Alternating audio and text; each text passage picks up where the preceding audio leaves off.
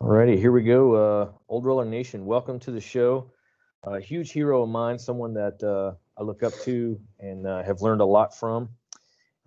John Meadows, longtime bodybuilder, bodybuilding coach, and nutrition coach. John, I can't thank you enough for joining us on the show, and welcome, and just over the moon to have you. Well, no, it's my pleasure. Thanks for having me on. I hope I can say something meaningful today. Well, you already have. To start, I wanted to thank you because some of the things that you have, some of the content that you've put out has helped me. I have kind of, junk shoulders. And as part of my rehab from a previous shoulder injury, I started incorporating high rep rear delt flies that I kind of got the idea from you as part of both my warm up and my regular workouts. And what I found is that my shoulder stability and just comfort really started to take off and become a lot better. And then on the other side of that, I started doing all lower body workouts with hamstring curls and just Hmm. trying to get blood flow and heat to my legs. And what I found was that my knee health just, there was an initial sort of reduction in performance, but once I adapted to the new stimulus, it was like a complete change in performance and comfort. Like I could, there, all those days where you get done squatting and, you have a hard time walking around and taking a poop or something just went away. And suddenly it was just like on really high performance days for me, I still felt just like myself. And Yeah. what an amazing, gift that was. So just thank you, thank you, thank you for that. And that's a big part of the reason we wanted to have you on the show is that you've already helped me in terms of my physical longevity to be able to perform at a higher level and also just be more comfortable throughout the day while doing it. Yeah. Well, that's a good combination. So, yeah, I talk about that stuff a lot. And when people actually try it, they're like, oh, wow, that really does work. So, Yeah, I was definitely skeptical on the hamstring curls, but I was like, I've already, he's already helped me so much, like with the shoulder health stuff. I should at least, trust his voice and say, give it a shot. And man, I can tell you that the first few times I did it, it was sort of, kind of felt a little bit weird. Oh, my dogs are fighting, of course. These guys. But it started to feel like I've never squatted in a squat suit, but I have squatted in briefs before. And I started feeling like the hamstring pump almost felt like briefs, and it was yeah. helping me to just explode out of the hole almost reactively, like it was less muscular force and more elastic force Yeah. that it just Yeah. made a big difference. Yeah. I know exactly what you're talking about. That's how it feels for me, too. Well, that's darn cool. Like I said, I'm just super thrilled. If nothing else, just to be able to say thanks for that because it has made a huge difference in my grappling, and that's why we're here is to be the best grapplers that we can be for the longest amount of time, and that's the purpose of this show. And you've already helped me with that, so I really wanted to first off thank you, but also get more of your perspective on things Sure. to see if we can mine that well a little bit deeper. Yeah, absolutely. Okay. So one element of both performance and longevity that I think within the grappling and jiu-jitsu community that we don't necessarily ignore, but that we might um, not give the credit that it is due is nutrition.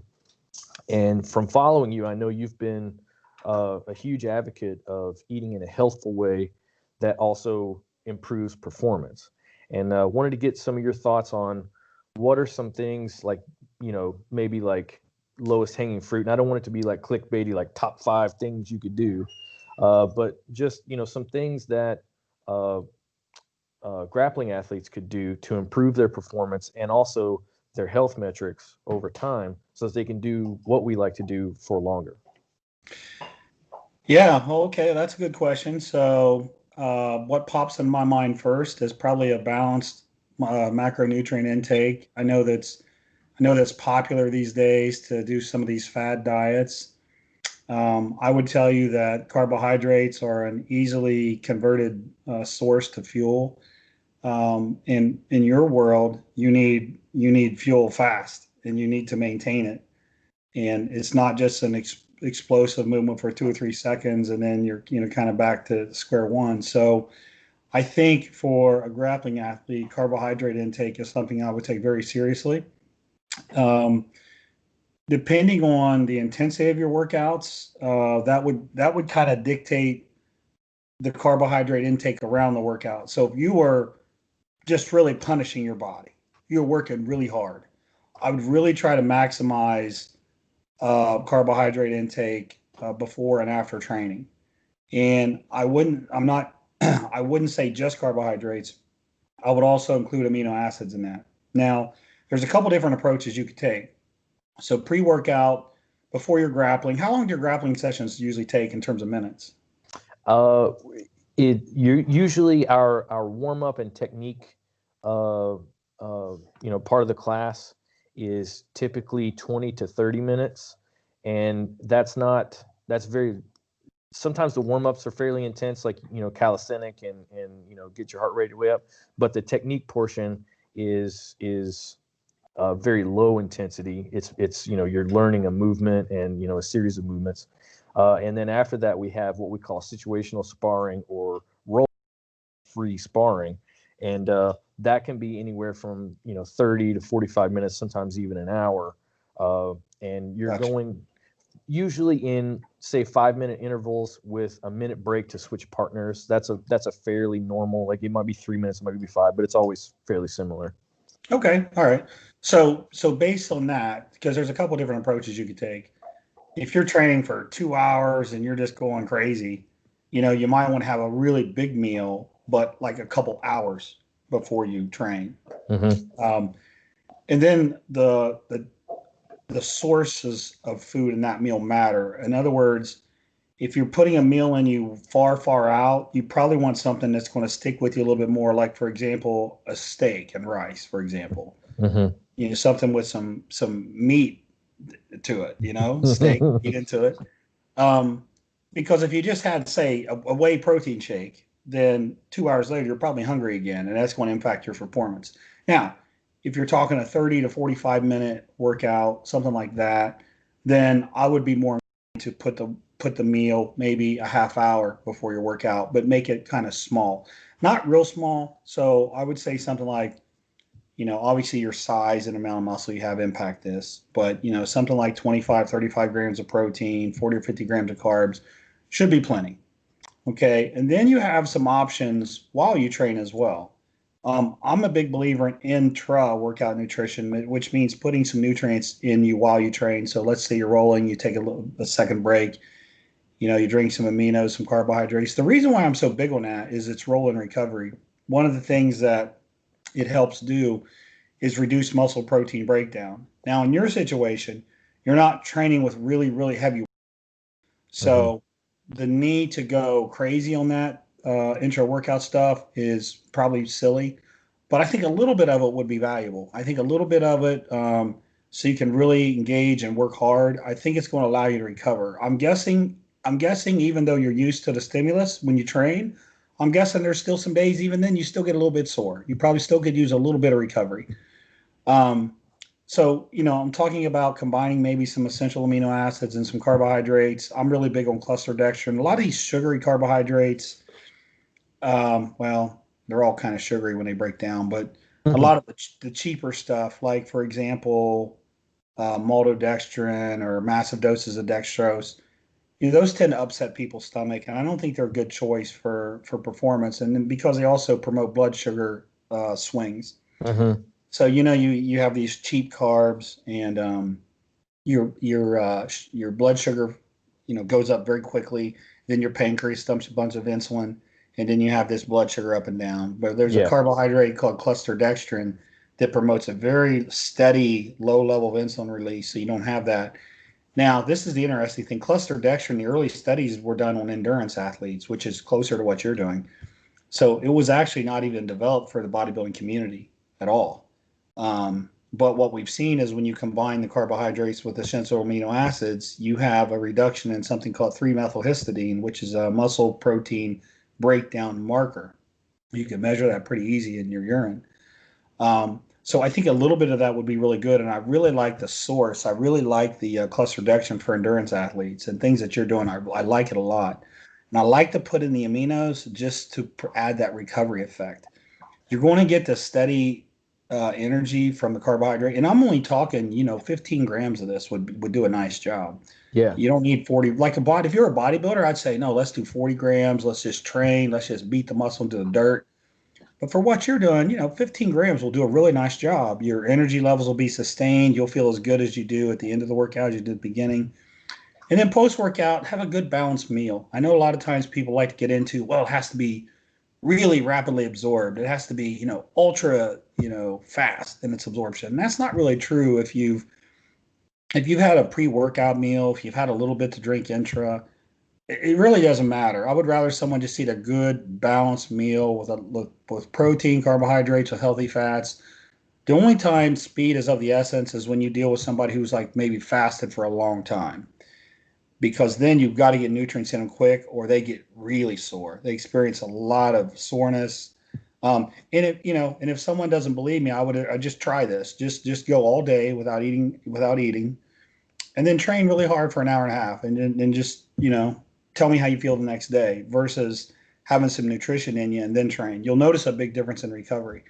So, and again, I'm talking small amounts for what you do. Like the carbohydrates and aminos. The aminos, if you do 6 grams of BCAAs and another couple grams of EAAs, you're probably covered.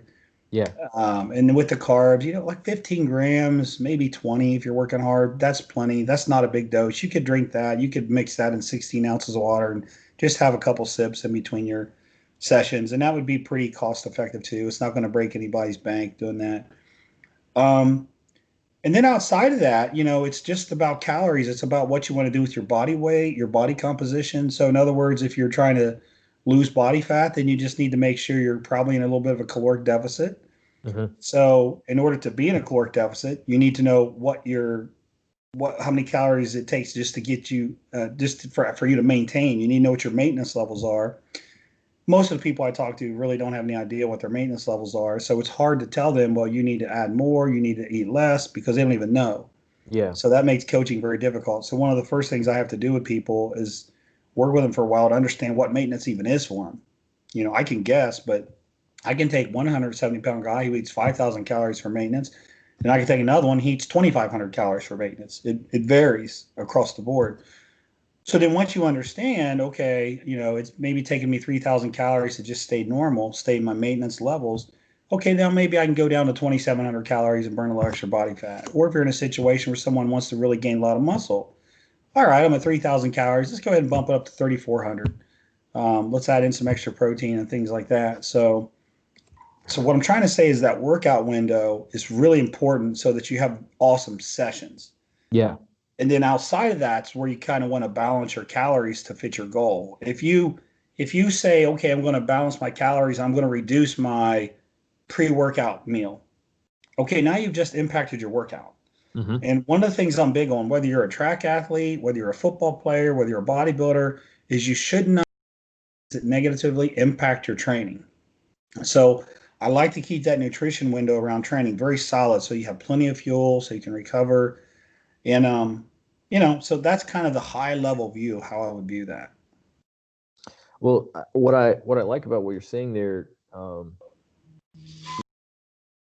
looking at your post workout recovery, a lot of times after a really hard session, I find that for maybe 3 or 4 hours afterward, I just feel like kind of like crap. My Right. shoulders hurt, my hips hurt. And it's not that, I was in a bunch of joint locks. It's just the strain on those joints was so much just in the movement that I just feel, kind of wrecked. But I have noticed that if I drink a lot of water before I go train and have, typically for me, like I would just do like an apple or a banana and maybe like a peanut butter and jelly sandwich an hour or two before training.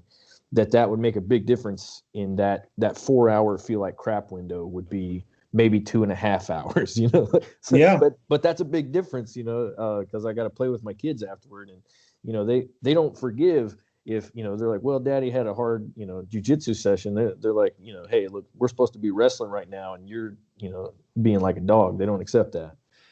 So I take that idea really seriously, and I got to do some research on what you said. I took some notes so that I can go back through and do some digging. Another thing that you said there was, we're talking about fad diets and stuff, and in the jiu-jitsu community, there is a really broad range of diets that people ascribe to, and they honestly perform pretty well, on the complete opposite ends of the spectrum. We have hardcore vegans, who, won't touch any animal products, all the way over on the other side to like a complete carnivore diet where the only thing that they eat is meat. And we see, not a tremendous inability to perform on both of those, and everything in between. But I was kind of wondering from you, like, is there a reason that we don't see that much of a, like, there is a performance difference, I think, but it's not tremendous. I think the vegans tend to play a game that benefits vegans. Like, they tend to play more of a mobility-based game than a strength-based game. And maybe the carnivore guys, they get their meathead on a little bit more. But from a longevity standpoint, is there a reason? Because I feel like you were saying like we should probably avoid those things, and I do agree with you, but I think that longevity might be the reason, because performance, it seems like a jiu-jitsu guy can find a way to perform on, on just about any diet, but they may have to change their style to do it. Yeah, so there's a couple things that jump out at me there.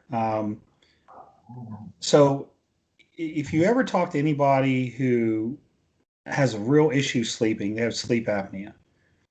They may tell you, well, I was doing okay, I was fine. But then once they get their CPAP, their mask, they go, oh, wow, I had no idea I was supposed to feel this good. Mm-hmm. Like, now I feel totally better. I think there's some of that in all the communities where, well, I'm getting along fine. I seem to be doing okay, but they're not really fueled and performing at their max. I see what you're saying. I would also say this. I would also say there is something I call the principle of individuality, which is certainly a common and well-known principle, that we all have a different kind of response to what we're doing. And somebody may have a carnivore diet as their primary plan, and it may work very well for them. And I'm not the type of guy that would tell that person, you're doing it wrong. Mm-hmm. I'm not. But what I would say is, if you say it works for me, so everybody should do it, I'd say, whoa, not so fast. If somebody was on a vegan diet and they said, this is the best I've ever performed, I'm doing awesome, I would never tell that person you're doing it wrong.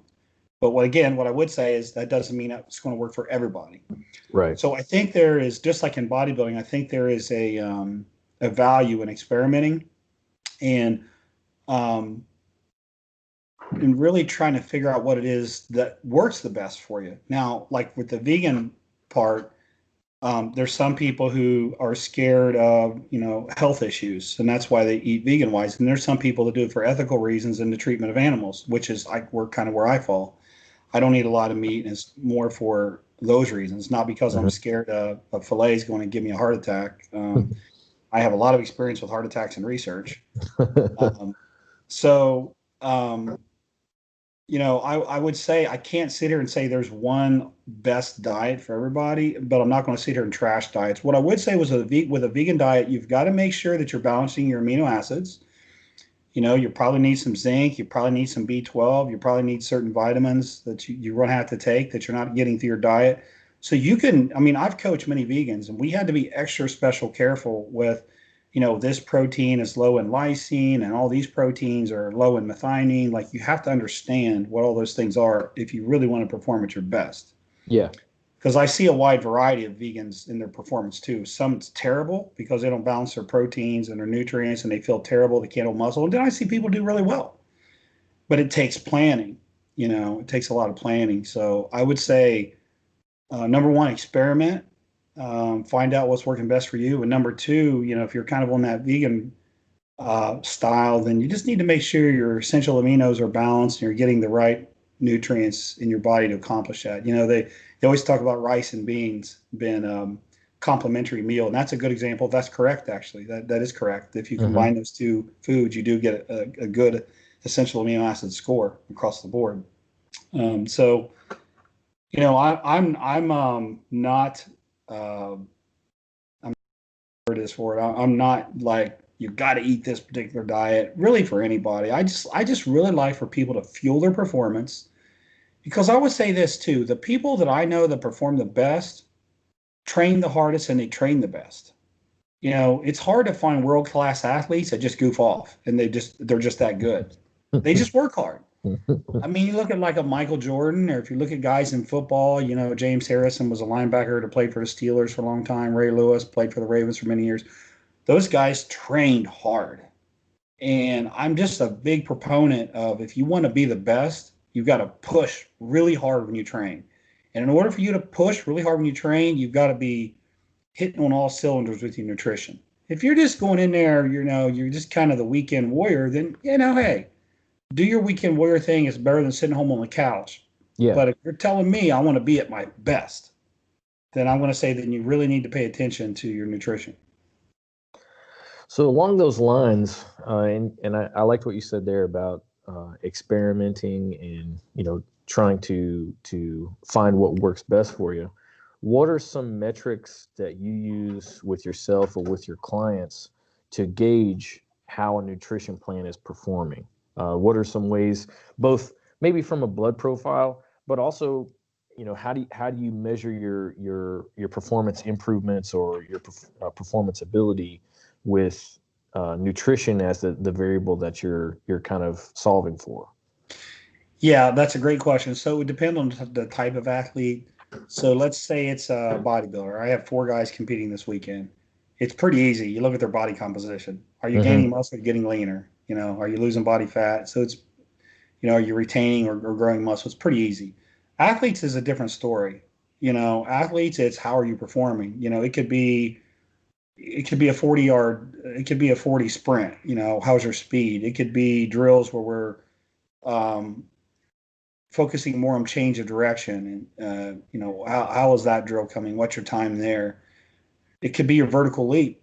Is your vertical leap, has it went from 35 to 37 inches? It can be. There's a lot of ways to measure that. It can be just your general productivity. If I'm coaching a football player, like, are you more successful? Are you making more tackles than you used to?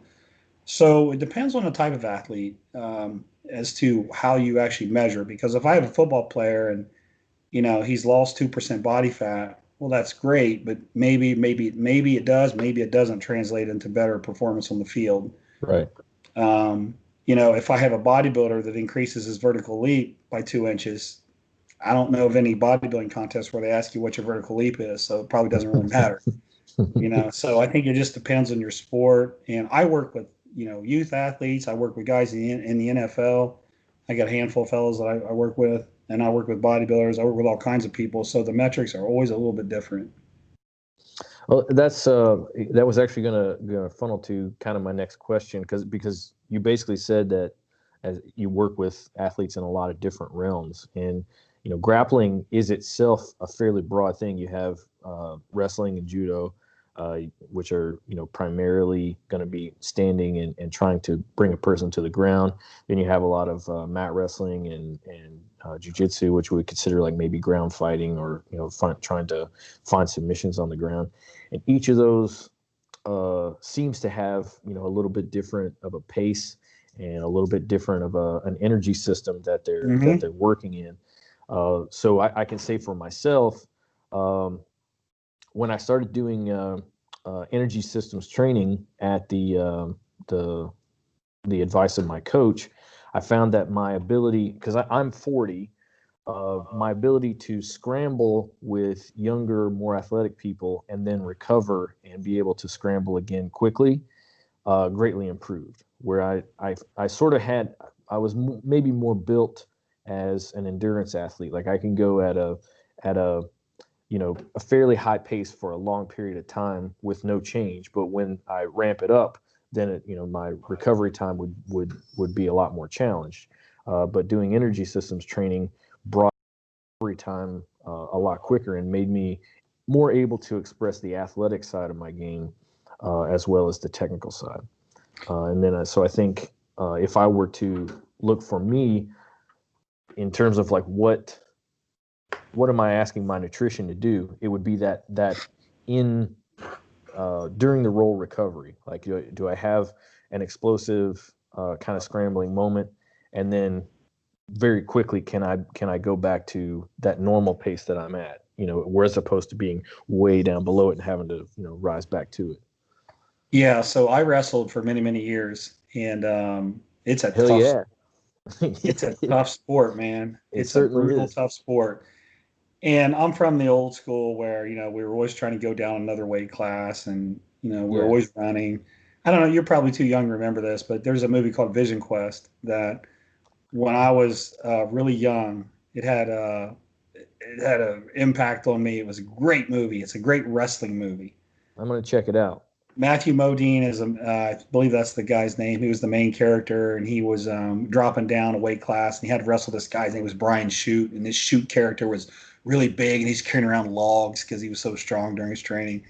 Great movie. It's one of the best wrestling movies, maybe one of the few wrestling movies out there. But that was a movie I watched over and over when I was really young. It was really cool, and I have worked with a little bit in my past Greco-Roman guys who I find to be incredible athletes. The Yeah. way they can use somebody's aggression and momentum against them, and the balance that they have and the explosiveness that they have is a little different. It's a little different, and that's a tremendous skill those guys have. Yeah. And I'm a big MMA fan too. That's a little bit different as well. I'm friends with a guy here named Lance Palmer, and Lance is a world champion. He's put me through some MMA workouts, and they are tough. They Yeah. are devastating workouts. I mean, I don't know that I mean, they were very hard. I'll just say that. To your point, it's a different energy system, a Hmm. different type of training. You're going nonstop for long periods of time. Maybe you get a little break. But what's interesting with the guys who I think are kind of too big and muscular is once they kind of wear out, like you can't come back from that. When your muscles are just kind of dead, they're Yeah. dead. Hmm. There used to be a guy here named Mark Coleman, Oh yeah. who, Mark he's from here. We trained at the same gym, and you remember Kevin Randleman, those guys. 100%. Yeah. So Mark and Kevin trained here at the same gym that I trained at in the '90s, and Mark was good. I mean, I remember him beating, in I think it was Dan Severn in probably the second or third UFC fight they had, tournament they had. I can't remember which one. I do know that uh, when I mean you put those two in a cage, and it was like a clash of the titans. I mean, they both look Oh like yeah, just monstrous human beings. yeah, oh yeah, yeah. They were animals, and Mark was just dominating people. But if you got Mark tired, where his muscles gave out, he couldn't fight anymore. He fought a guy named, I think it was Pete Williams, and Mark was kind of beating him, but he just kind of ran out of gas, and he couldn't even pick his arms up, and Pete Hmm. throws this kick and pretty much knocks him out cold. Um, so it's like a double-edged sword. And then you got some guys now, that Gilani guy who's really muscular now, but it's like you got to have enough strength and muscle, but if you get so much, I think it works against you unless you can take your guy out in like a minute or two. But once the fight keeps going on, those muscles tend to die. Like you're on your own. I So think Joe Rogan has made that point about Conor McGregor, is that Connor's muscle makeup is so skewed toward like a fast twitch, kind of dominance, that uh, if he doesn't score a knockout really quickly, which he has the power to do, yeah, then it's very hard for him to recover, and he winds up sometimes having to take almost like a round off in the middle of a 5 round fight hmm to get that juice back, where he has the power again, because uh, the first round or two, if a knockout doesn't happen, then it's not going to happen if he doesn't do that. yeah. And see, this is kind of circling back to our nutrition conversation. This is why I like to really maximize nutrition on training so that you can go all out hard. The guys that are going all out hard and train their butt off will be able to last more into those fights, those bouts. Like they're just simply better conditioned. Hmm. And that's how when I wrestled, I always just thought I'm going to be in such good condition that the dude can't wear me out. And that's kind of the approach I took. So, for every period I would be strong. I would never kind of falter. Um, but, if you're tired, you can't train, you feel depleted. You said something about water. Training dehydrated is a very bad idea.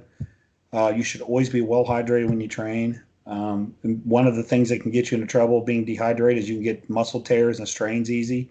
Mm-hmm. So this is why this perfecting your nutritional training is so important to me. That way you can train your butt off. That way you can go all out. And when it comes down to go time, like you're going to be more prepared than the other guy. Yeah, I especially given that this show is built around the idea of um, we call ourselves seasoned athletes or youth impaired. We have to do things as a 22 or 24-year old. Your sort of unfair advantage is in the recovery and the ability to take a beating and just come back tomorrow like completely pain free and fresh. As we age, our unfair advantage, we lose that, but our unfair advantage is that we have the experience to know how to make choices during our training so that tomorrow we too can come back fresh. Yep. And so a big part of that process is the self-education for me of talking to experts like yourself about uh, what are ways that we can once again cultivate and maintain that unfair advantage over our training partners and potentially our competitors if we go to compete in tournaments. Um, when we look a little bit deeper, so what we've talked about, up to this point has been kind of purely performance and using the metrics of what's happening in your live rounds or your tournaments and things like that as sort of validation of what is our nutrition plan doing? Is it working for us or is it working against us? But what are some of maybe the blood metrics that you use to monitor that as well? That way, if someone really wants to do more of a deep dive into the quality of their nutrition plan, these are some simple or easy things that they can look at and say, okay, with this particular blood makeup, I think I'm well set up to be able to perform and perform and recover.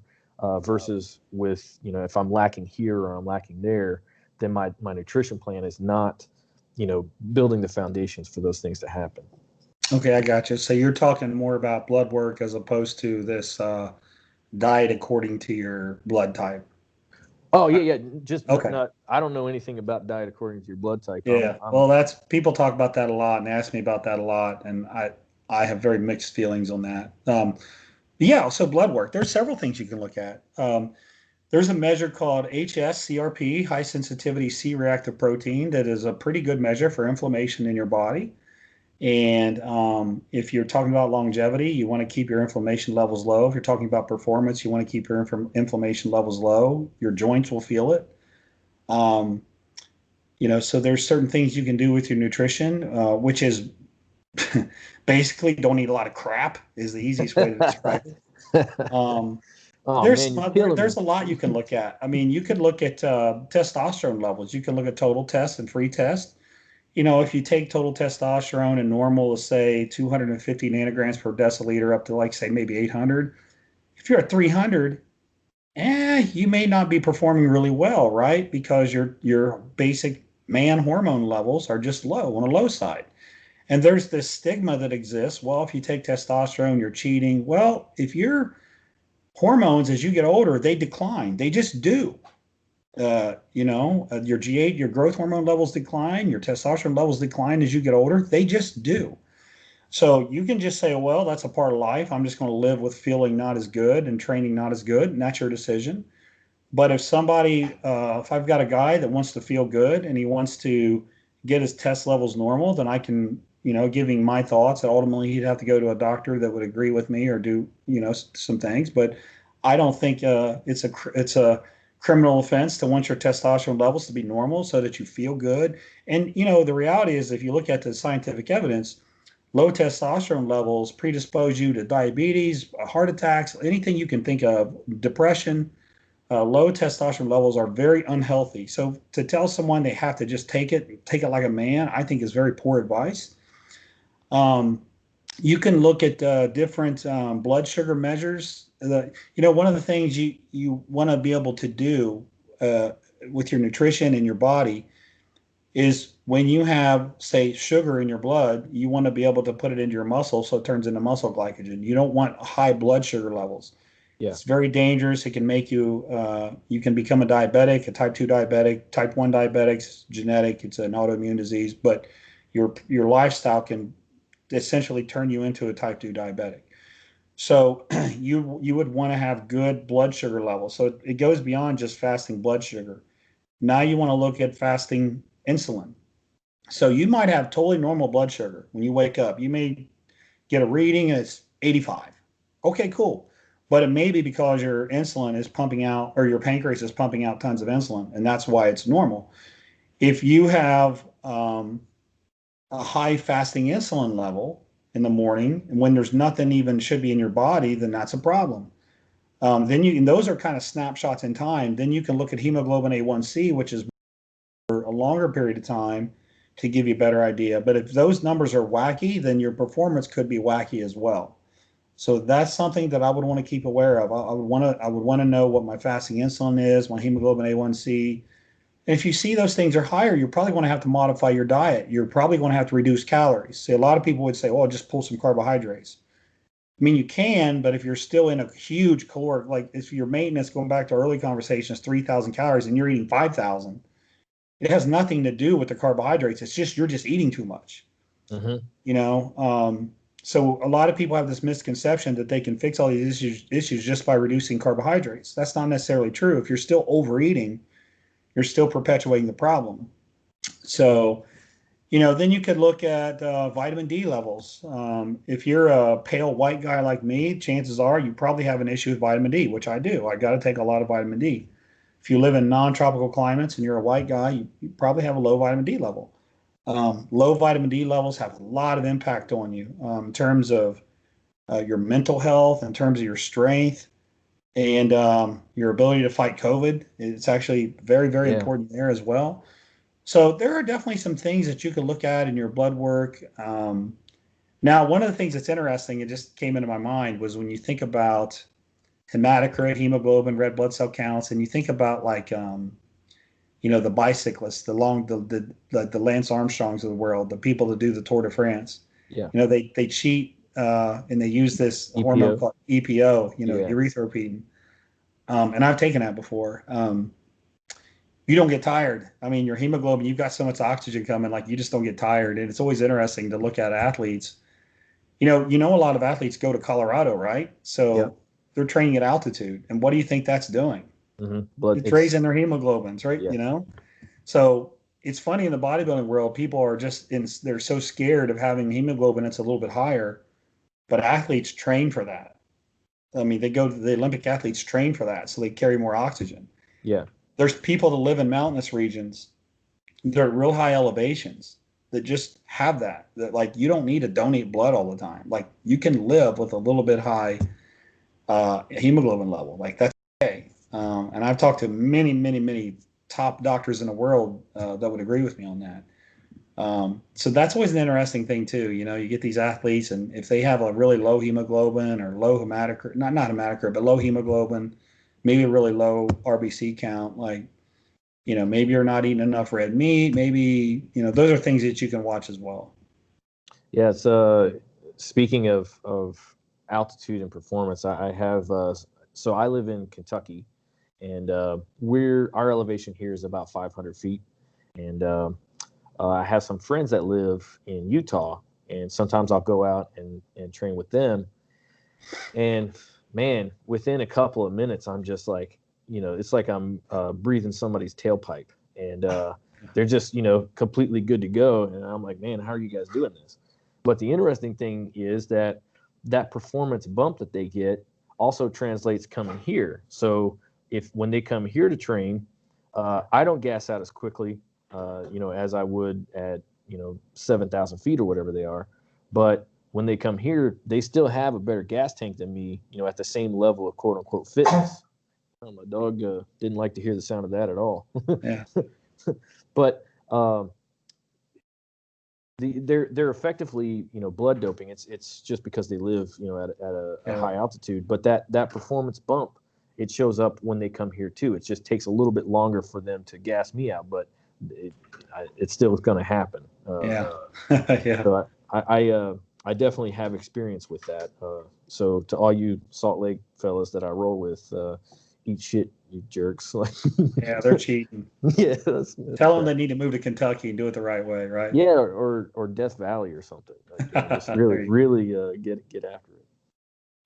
Well, I think we've covered a lot of the things that I wanted to cover, but what are I know you have some with the Mountain Dog diet, some diet programs and things like that that you put together for folks, and I wanted to give you the chance to maybe plug that to basically a community that I do think honestly has kind of neglected that side of our performance. So what are some things that you might be able to do for the grappling and jiu-jitsu community if somebody wanted to reach out to you? Yeah, well, I would tell you this. I got a pretty long waiting list, but I figured as much. You're, in my opinion, one of the top experts in fueling performance, and that's why we wanted to have you. But that does mean that you're also busy. yeah, it's tough. Well, I mean, I have a website, mountaindogdiet.com, and what I do is I don't have these pre-built diets that, hey, you weigh 180 pounds and you eat this. It's everything we do is from scratch in terms of nutrition. It's what's your lifestyle, what's your goal, what are you trying to do? Are you allergic to foods? Are there foods you hate? Um, you know, things like that. Very exhaustive questionnaire, and then we custom build diets for people. Um, in terms of training, most of the training stuff I have is more geared around strength and bodybuilding. Hmm. It's not so much endurance type training. So I'm not going to tell you that I have programs that will help jujitsu athletes become, great jujitsu athletes. My training is not quite the same. And I know from my training with MMA athletes, they train differently, Hmm. and that's good. They should.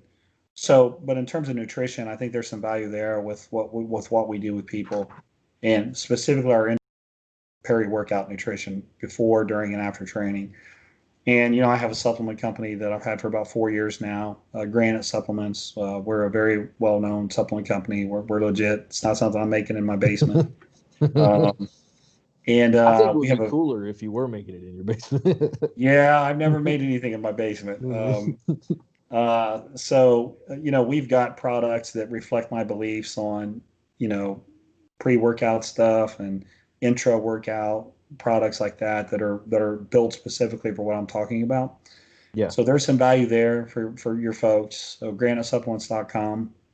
Um, and then other than that, I mean, I've got a lot of different things I got my hands in business wise, but I've obviously got my YouTube channel, but it's more for educating people and kind of training in basic nutrition. And I like to talk about life stuff too. Like if you ever watch my YouTube channel, I'll talk about just life stuff. Hmm. And I just enjoy talking about that stuff, the mental part, how you are mentally and how you should handle things and things like that. But so I have my YouTube channel. I'm always appreciative of followers there. I think I'm somewhere around 440,000 followers right now. We've Was been that all? well. I mean, I went for years doing 5 videos a week. 5 videos a week. That's a lot of work Yeah. every Yeah. single week. And now I do 3 videos a week. But we put a lot of work into our channel. So I certainly appreciate any support and follow I can get from there. Yeah, And then I have and my I personally am a subscriber. I love your channel. I've gotten a ton from it. Specifically, and this is another thing that I didn't know if I wanted to bring it up, but since we're talking about it, like the recent videos where you've talked about some of the heart attack issues that you've had, and talking with cardiologists about things that maybe led up to it, and all those different things. To me, that took a great deal of bravery, and I really respected the openness because it wasn't necessary. Like you didn't have to do that, but I felt like I came away from some of those videos where you're talking about your own experience a lot smarter about my own heart health, And so I also did want to say thank you in terms of that. Like those videos are very like, you know, they're not like, you're not phoning it in, you know what I mean? Like it's very, very much a sincere, you know, attempt to use your experience to help other people live better lives, and I really admire that. Well, I can tell you that when that happened to me, nobody knew it had even happened to me. We were on lockdown. It wasn't like I was in a gym and everybody saw it. I was actually working out in a little garage gym, Hmm. and you know, I got rushed to got rushed to the hospital in an ambulance, and nobody even knew what happened. And I could have very easily just kept it to myself and not told anybody. Hmm. And there were times that I regret mentioning it, because then you got people saying, well, this, your terrible diet caused it, and it was this that caused it. And, you know, the truth is, you'll be hard pressed to find somebody that's more obsessed with trying to stay healthy than me. I'd had calcium score tests done. I have no plaque from arteries. My blood work was perfect. I had a camera stuffed down my throat where my heart was looked at. I mean, echocardiograms, everything you can think of, I've had done, but I had a blood clot, and the blood clot hit in the worst place he could probably hit, the left anterior descending artery. That's the widowmaker. And it was 100% blocked. Um, but I very easily could have just kept that to myself. And you know, I was getting a lot of support. I had a lot of support, you know, but it's frustrating when you get these messages. Well, it's because you were eating 2 eggs. Like, really? I mean, I don't have any cholesterol, so if that's your reasoning, then you probably should get a little more education. But I got a message from a guy who said that he listened to me talk about the pain that I felt, and he was feeling the exact same pain. And he said he called the ambulance, and when he got to the hospital, they found 3 blocked arteries, and they said if he wouldn't have got there, like he would have died if he wasn't there Yes. sooner. And so when I heard that story, when a guy told me that story, I was like, it was all worth it. You know, Hmm. if it just saved one guy's life, then it was worth it for me. Yeah, no, I totally get that. And while you may not have saved my life, you certainly gave me a much broader perspective about that than I would have had otherwise. And you know, I got 3 kids, so I intend to be around for them. They're very interesting to me, and watching them grow up and learn stuff is just, you know, this magnificent adventure.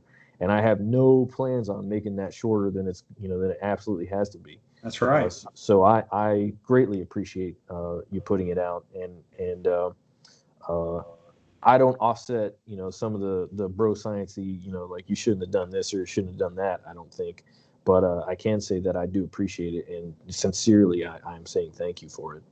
Yeah. Uh, Yeah. well, John, I can't really thank you enough for coming on the show. As we wrap up, is there anything just sort of like that maybe I missed? Because to be perfectly honest, I consider you uh, as close to within the sporting field a nutrition expert as we have, uh, and I most certainly am not that. So there may be things that I just didn't know to ask. Is there anything that you would want to pass on to the grappling or just general athletic community in terms of performance and longevity that I just didn't know to ask about?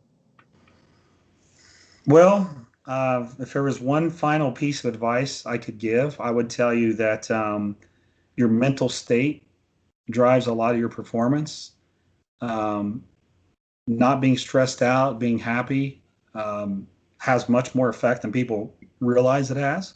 Mhm. And there's an old saying: try hard not to offend, try even harder to not be offended. And in these Mm. times, people want to be angry about things. And I would say, focus on the positives. I would say, love the people around you, nurture your friendships, nurture your family, hang around people that make you laugh, be positive. And just being a happier person, I think, translates into much better performance. And I don't think I just speak for myself when I say that. I've talked about it in length, actually, at seminars that I've done all over the world.